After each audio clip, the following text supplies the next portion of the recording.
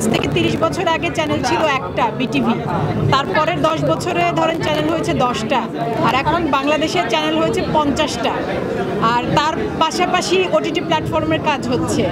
তো অ্যাওয়ার্ডের বিষয়গুলো বিভিন্ন সেক্টরে ভাগ হয়ে গেছে, যেমন ওটিটি প্ল্যাটফর্মের কাজের জন্য আলাদা অ্যাওয়ার্ড প্রোগ্রাম হয়, সিনেমার জন্য আলাদা অ্যাওয়ার্ড প্রোগ্রাম হয়, নাটক বা অন্য কন্টেন্টের জন্য অ্যাওয়ার্ড প্রোগ্রাম হয়। তো সময়ের সাথে সাথে আসলে ক্ষেত্র যেহেতু বাড়ছে, পুরস্কারের সংখ্যা বা এরকম অনুষ্ঠানের সংখ্যাও বাড়ছে। তবে আমি যেটা মনে করি যে সারা বছর জুড়ে শিল্পীরা কাজ করেন বিভিন্ন সেক্টরে, সঙ্গীত শিল্পী, অভিনয় শিল্পী, নৃত্যশিল্পী, তারা যখন তাদের কাজের জন্য তাদেরকে সম্মানিত করা হয়, এটা কিন্তু একটা উৎসাহব্যঞ্জক ব্যাপার।